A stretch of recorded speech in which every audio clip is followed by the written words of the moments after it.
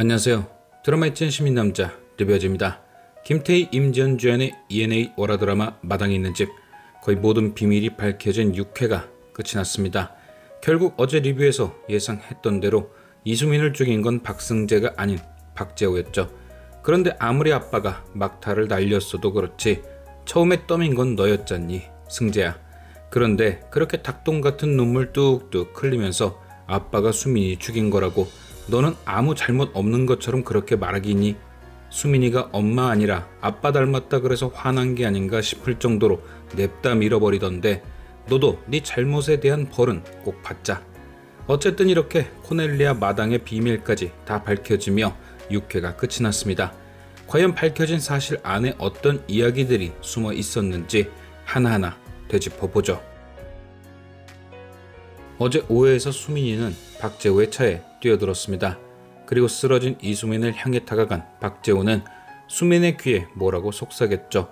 어제 저는 리뷰를 통해 그 속삭임이 엄청난 모욕이었을 거다 예상했는데 역시나 오늘 6회를 통해 공개된 그 속삭임은 태어나질 말았어야 한다는 모욕이었죠.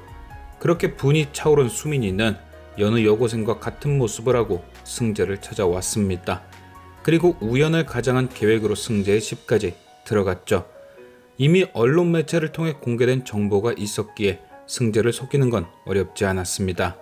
그리고 그렇게 승재의 집에 들어온 수민은 승재에게 두 줄이 선명한 임태기를 보여주죠. 내가 네 아빠의 아이를 가졌다. 내가 네 엄마가 될 수도 있다. 기다려라. 동생 잘 키워서 데려올게. 내가 네 엄마 이길 수 있다. 마치 자신이 박재호의 아이를 임신했고 곧 있으면 내가 너의 엄마가 된다는 것 마냥 떠들었죠. 과연 수민이의 이 말은 사실일까? 저는 아니라고 봅니다. 첫 번째 이유는 5회에 등장한 곱등이의 말. 곱등이는 박재호를 굉장히 걸리적거리는 사람 취급했습니다. 키우마이의 일부 의사들이 자신의 VIP 고객인데 박재호가 이들 의사에게 그런 짓 하지 말란 훈수를 뒀고 그게 열이 받아 수민이와 박재호를 찾아갔다. 이수민을 통해 박재호를 엮어서 VVVIP를 만들려고. 즉 이수민과 박재호는 주차장에서 처음 만난 사이인 거죠. 또한 곱등이가 VIP를 만들려 했다는 것도 이전에는 그가 고객이 아니었단 반증이기도 하고요. 역시나 같은 병원 의사들이 경찰에 줄줄이 소환될 때 자신은 아무 상관 없다는 것도 이유가 되겠죠. 박재호는 그런 인간인 겁니다. 뒤가 구린 짓은 해도 그걸로 똥물 튈 일은 절대 안 하는 인간. 그리고 만약에 그 임신이 진짜라면 왜 굳이 박재호를 엮기 위해 차에 뛰어들었을까요? 그냥 그 사실 자체로 엮여질 텐데 말입니다. 또한 승재를 찾아가 폭탄을 터뜨린 것도 말이 안 됩니다. 그런 이유로 박재호를 엮으려면 그 사실을 가족이 몰라야 위협이 되겠죠. 내가 당신 아이를 가졌다. 가족들에게 알리기 전에 돈을 내놔라. 이게 말이 되니까요. 그러니까 이수민의 임태기는 진실이 아닐 겁니다. 그저 박승재를 흔들기 위한 거짓말이었던 거죠. 이수민은 승재를 찾아와 그의 집에 가기 전까지 버스 정류장에 앉아 이야기를 했습니다. 그리고 모든 걸 다 가지고 사는 듯 보이는 승재에게 이렇게 묻죠. 너 행복해? 태어나길 잘한 것 같아? 이수민은 박재호에게 너 같은 것들은 태어나지 말았어야 한다는 얘기를 듣습니다. 그리고 그것은 이수민에게 팩트 폭행이었겠죠. 자기도 그렇다고 생각하며 살고 있지만 누군가 직접적으로 그렇게 대놓고 얘기한 건 처음이었을 테니까요. 그래서 이수민은 확인하고 싶었을 겁니다. 그럼 박재호란 아빠 밑에서 태어나길 잘했다는 생각으로 사는 아들은 어떻게 살까? 그래서 박재호도 아닌 문주란도 아닌 승재를 타겟으로 정한 거겠죠. 그런데 그 잠깐 버스 정류장에 앉아 있는데도 티가 나는 겁니다. 이 아이는 행복하구나. 태어나길 잘했다고 생각하는구나. 그렇게 승재를 따라 집에 들어간 이수민의 행동은 계속 승재의 행복을 찾아갑니다. 깨끗하고 넓은 방, 편안한 침대, 넓은 마당이 있는 집, 그리고 마지막으로 가족 사진을 바라봤을 때 뚜껑이 열린 거죠. 진짜 자기 아들은 태어나길 잘했다 생각 들게 키우고 있는 박재호가 환하게 웃고 있었으니까요. 그래서 액자를 깨버린 거였죠. 그리고 결심한 겁니다. 나만 왜 태어났나 싶게 살아야 하나. 태어나길 잘했다 생각하고 사는 너도 한번 느껴봐. 왜 태어났을까 후회하며 사는 사람의 마음을. 그래서 가장 지저분하고 추악한 스토리로 거짓말을 한 겁니다. 이 정도는 돼야 박승재가 무너질 테니까요. 그리고 박재호는 그런 아들을 보고 덩달아 무너질 테고요.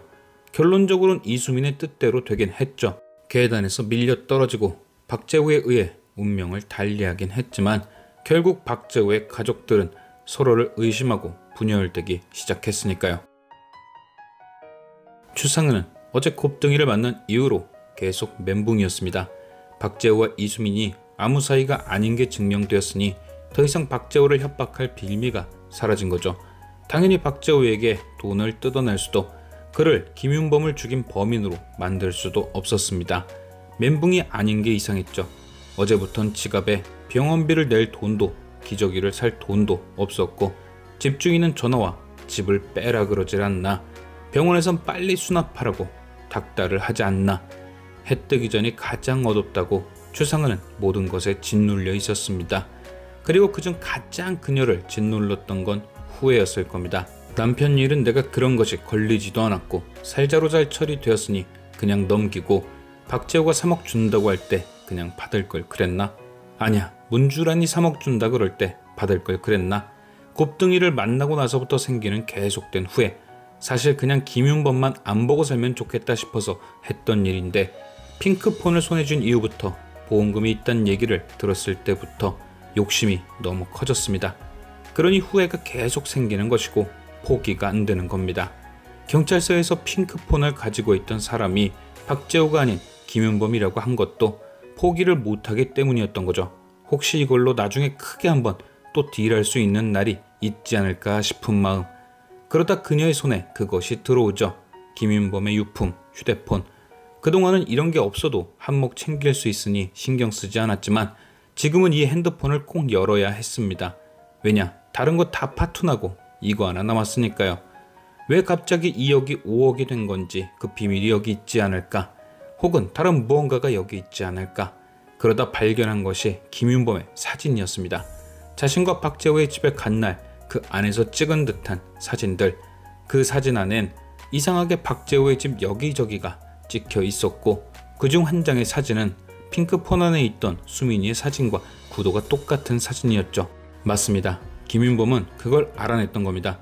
이수민이 박재호의 집에 드나들었구나. 두 사람이 부적절한 관계를 맺었구나. 그래, 이건 5억짜리다. 그런데 그건 전후 사정을 모르는 김윤범의 생각이었고, 이수민이 죽었고 두 사람이 아무 일도 없었다는 걸 확인한 상은의 눈에는 진실이 보인 거죠. 이수민이 죽기 전에 마지막으로 있던 곳이 박재호의 집이고, 그래서 그가 핑크폰을 가지고 있었구나. 왜 그가 핑크폰을 갖게 된 건지 몰랐을 땐 경찰에 숨겨줄 만큼 값어치 없던 진실이었지만, 왜 갖게 된 건지 알았을 땐 다시 5억이 되었던 겁니다.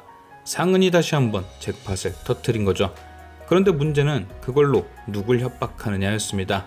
그래서 고르던 상은은 문주란을 선택했죠. 그런데 이게 웃기는 게, 아무것도 모를 줄 알았던 주란이 이미 모든 걸 다 알고 있는 겁니다. 그리고 되려 그게 밝혀져 박재호가 잡혀가면 더 좋아할 것 같은 상황이 돼 있는 거죠. 그러니까 협상이 애초에 안 되는 겁니다. 그래서 결국 7월 예고편에서처럼 협박이 아닌 협력을 하게 된 게 아닐까요? 이도저도 아닌 것보단 확실히 5억을 벌 방법으로 문주란 돕기를 선택한 거죠. 과연 이 두 여자는 박재호를 김윤범의 곁으로 보낼 수 있을 것인지. 지금까지 시청해주신 여러분께 감사드리며 리뷰어제는 또 다른 리뷰로 돌아오겠습니다.